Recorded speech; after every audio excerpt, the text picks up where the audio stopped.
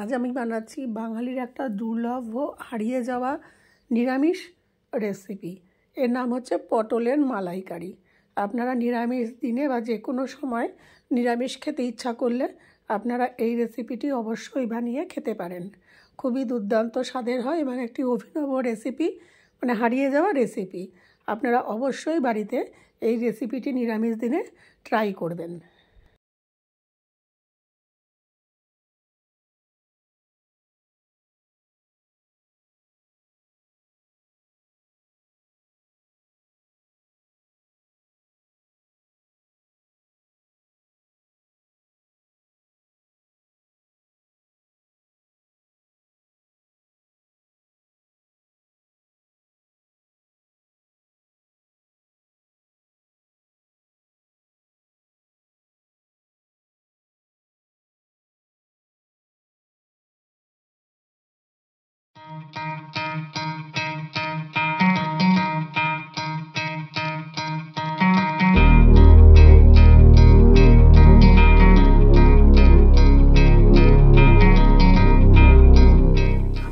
পটল নিয়ে নিয়েছি। এখানে 500 গ্রাম মতন পটল আছে, ছোট পটল, বেশি বড় পটল নেইনি। আর নিয়েছি কয়েকটা আলু, 4 পিস মিডিয়াম সাইজের আলু। এটাকে আমি কেটে নেব। আমি পটলগুলোকে এরকমভাবে কেটে নিয়েছি, মাঝখান থেকে খোসাটা তুলে দিয়েছি। আর আলুগুলোকে 4 আধখানা করে নিয়েছি, ডুমো ডুমো এরকম 4 আধখানা করে নিয়েছি। এইভাবেই আলুটা আপনাদের পছন্দ মতন দিতেও পারেন, নাও দিতে পারেন। আমার ভালো লাগে তাই দিলাম। এটা আপনারা স্কিপও করতে পারেন, শুধু পটল দিয়েও করতে পারেন। আমি গ্যাস অন করে কড়াই বসিয়ে দিয়েছি। দিয়ে দিলাম সর্ষের তেল, বেশি দেব না। এবার তেলটা গরম হবে।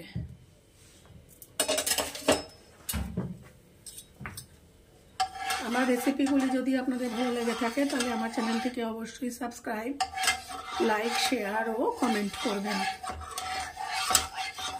আমি রোজকার যে ঘরোয়া রান্না সেটাই একটা ভিডিও করে আপনাদের সাথে শেয়ার করি। আপনারা কে কীভাবে এই রান্নাটি করেন সেটাও আমার সাথে শেয়ার করতে পারেন।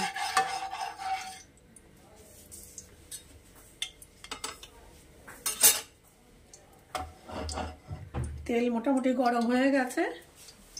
এবারে দিয়ে দেবো ফোড়ন। ফোড়নে দেব ছোট এলাচ, দারচিনি, লবঙ্গ। এটা একটু ফুটতে শুরু করবে, কয়েক সেকেন্ড। তারপরে দিয়ে দেব এই যে 1 চিমটি মতন হিং। একটু হিং, বাবা ছিটে আসছে। গ্যাসের ওভেন কমিয়ে দিলাম, দিয়ে দিলাম হিং।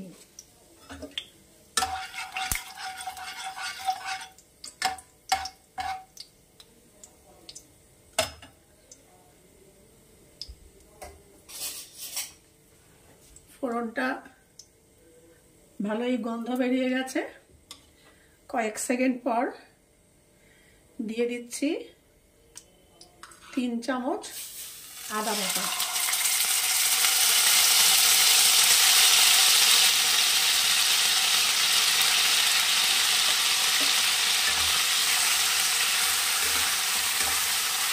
আচ্ছা, আমার এখানে যেহেতু পটলটাটি বেশি নিয়েছি, আমি 1 চামচ দিয়ে দিলাম আদা বাটা।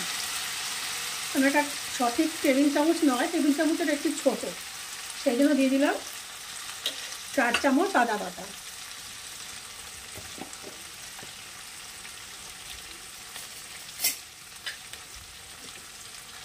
আদাটা একটুখানি নাড়াচাড়া করে নেব, নাড়িয়ে নেব।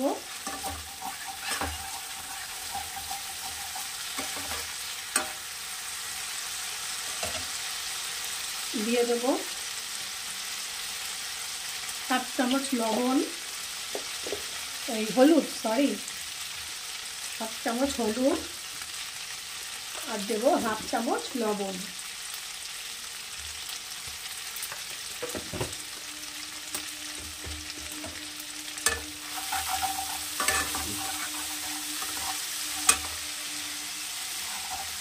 হাফ চামচ লবণ।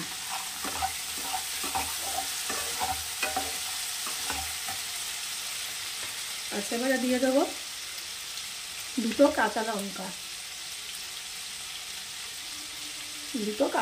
কাঁচা লঙ্কাটা আমি চিড়ে দেইনি বা কুচি করেও দেইনি, কেননা লঙ্কাটা খুব ঝাল, সেই জন্য। আপনারা এখানে লঙ্কা বাটা, কাঁচা লঙ্কা কুচি বা কাঁচা লঙ্কা চিড়েও ব্যবহার করতে পারেন।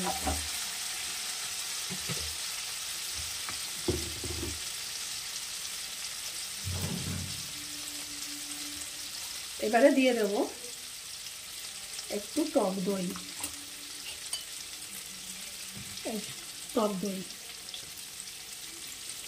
সরি, 1 চামচ, 2 চামচ, 3 চামচ, 4 চামচ দিয়ে দিলাম টক দই। আমি প্যাকেটটা দুটো সাইডে ভুল করে কেটে রেখেছি, এক পাশ দিয়ে দই দিতে গেলে আর এক পাশ দিয়ে বেরিয়ে যাচ্ছিল। আচ্ছা, আমি একটু নাড়াচাড়া করবো।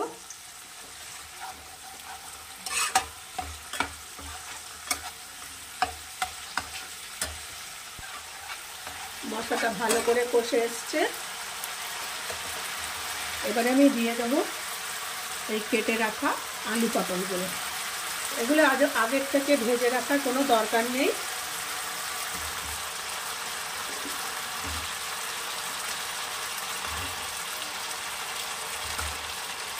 এগুলো মশলার সাথেই একসাথে কষবে। আলুটা কিন্তু অপশনাল, আপনারা দিতেও পারেন বা অল্পও দিতে পারেন, নাও দিতে পারেন। এটা সম্পূর্ণ নিজের ইচ্ছার উপর নির্ভর করছে।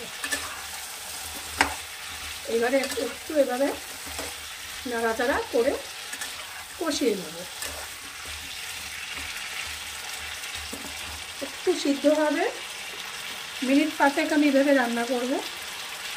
যদি যেটি সেদ্ধ হয়নি তাহলে একটু জল মেশাবো, না হলে জল মেশাবো না এখনই। ভালো করে কষানো হোক, তারপরে আমি জল মেশানোর ব্যাপারটা দেখব। অনেকটাই ভাজা ভাজা হয়ে এসছে, কিন্তু আলু পটলটা এখনো সেদ্ধ হয়নি।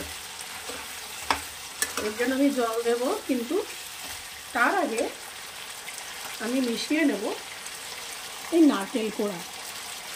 এই নারকেলটাকে আপনারা বেটেও ব্যবহার করতে পারেন, ঠিক আছে। আমি লোডশেডিংয়ের জন্য, কারেন্ট অফ থাকার জন্য বাটতে পারিনি, যেমন কোড়াই রেখে দিয়েছি। আর যখন বিদ্যুৎ এসছে তখন আর এটাতে মিক্সিতে পেস্ট করার আর সময় ছিল না, তাই এটাকে আমি কোড়াই ব্যবহার করছি। আপনারা ইচ্ছা করলে এটাকে বেটে ব্যবহার করতে পারেন।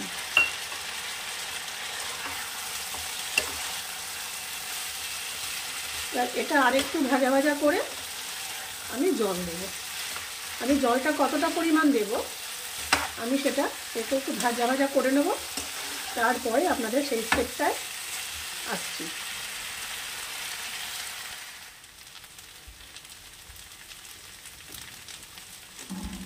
অনেকটাই ভাজা ভাজা হয়ে গেছে, এবার আমি মিশিয়ে দেব জল। আচ্ছা, জলটা আমি দেব এই যে সবজি রয়েছে, সবজির পরিমাণ, মানে সবজির থেকে যেন উপরে না ওঠে, জাস্ট আলু পটলটাকে সেদ্ধ করার জন্য সামান্য।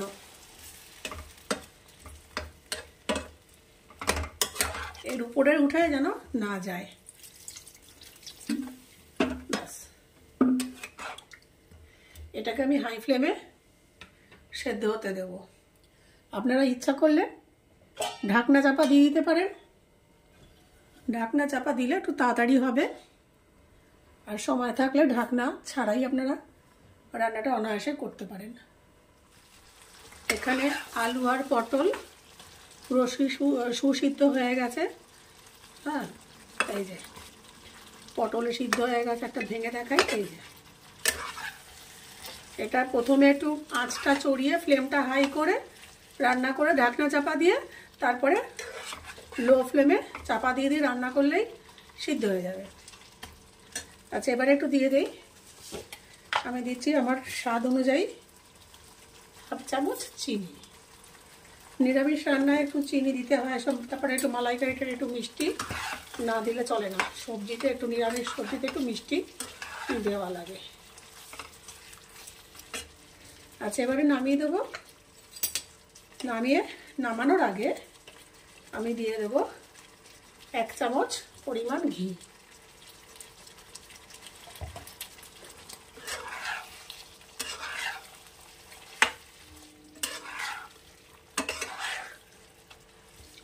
তৈরি আমাদের পটলের মালাইকারি।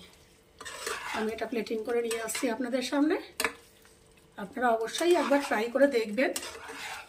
অতি সুস্বাদু হয় এই পটলের মালাইকারি।